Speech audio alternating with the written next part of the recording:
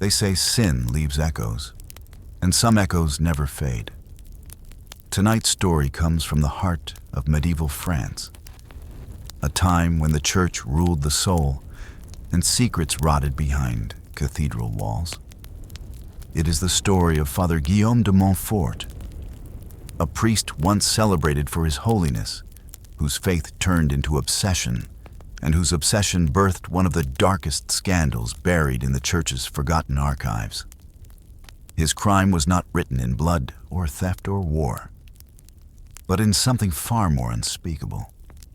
For Father Guillaume did not just sin against God, he sinned against creation itself.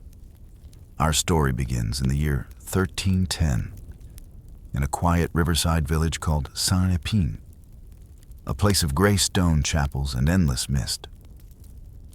The church bell tolled through the fog like a dying heart. The people whispered that Father Guillaume had the voice of an angel, that his sermons could make even the cruelest knight weep.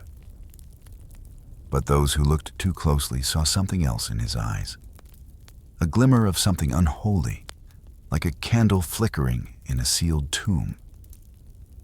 Guillaume had once been a scholar in Paris, a man devoted to purity, fasting, and prayer. Yet behind his devotion grew a festering loneliness, an ache for divine perfection that no earthly faith could soothe. One storm-soaked night, after months of isolation and fevered prayer, Guillaume claimed he heard the voice of the Virgin Mary. She told him that the world was decaying, that mankind had defiled her name, and that he, her faithful servant, must bring forth her purity anew. The voice promised him that a child, a girl of unearthly grace, would be born through divine will. The next morning, Guillaume was found trembling before the altar, eyes wide, whispering that he had been chosen. Months later, a baby was found on the church steps, wrapped in white linen. Guillaume named her Alice. No one knew where she had come from, and Guillaume said nothing. He raised her inside the rectory, teaching her scripture, music, and the language of angels. The villagers thought she was an orphan the priest had taken pity on, a symbol of mercy. But in truth, Alice was something else entirely, the centerpiece of Guillaume's prophecy. As she grew, the whispers in the village began. Some said she glowed when she sang, that her eyes reflected candlelight even in the dark. Others said Father Guillaume watched her not as a father watches a child, but as a pilgrim gazes upon a holy relic. When Alice turned 14, Guillaume began preaching strange sermons about rebirth, about the return of the Virgin Spirit in flesh. He said purity could take a new form, a living vessel to cleanse the world's corruption. And he claimed that this vessel walked among them.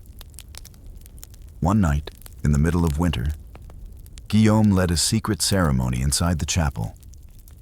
Only the moon watched through the broken glass. He dressed Alice in a white gown, placed a crown of lilies on her head, and whispered vows. Vows of eternal union. Vows that only a husband should speak.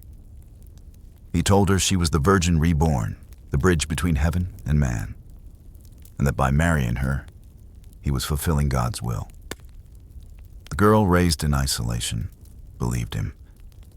She had never known any truth but his voice. When dawn came, the bell did not ring. The chapel door stayed locked. It was 3 days before a local boy found them, the priest pale and trembling, the girl quiet beside him, her face drained of color, her eyes unfocused. She was 16. The villagers said they had both fallen ill from fasting. But within weeks, Alice was seen less and less. Some claimed she had gone on pilgrimage. Others whispered that Guillaume had buried her beneath the church floor, claiming she had ascended. The bishop's men arrived months later, and Guillaume was taken away, his hands bound with iron. During his trial, the truth began to rot its way to the surface. Letters were found, written in Guillaume's trembling hand, describing the miracle of Alice's birth.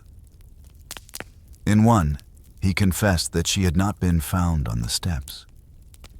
She had been born in secret, in the very rectory where he lived, the child of a woman he'd confessed and condemned years before. A woman who died giving birth to her. Alice was his own daughter.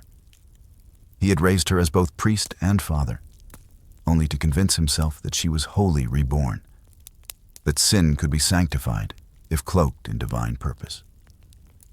The church, horrified yet desperate to silence scandal, declared him possessed. His records were burned, his name erased from the diocesan rolls. But not all traces vanished. In the archives of Rouen, a fragment remains, a note scrawled by an inquisitor who witnessed Guillaume's final confession. It reads, "He wept and said she will come again in light. For I have only hidden her until heaven calls." Some say the crypt beneath Saint Épine's chapel still holds two coffins, one larger, one small, bound together by rusted chains. At night, villagers claim they hear faint singing beneath the stone, a girl's voice echoing through the earth, soft and sorrowful, as if praying for someone who never stopped believing in his own damnation.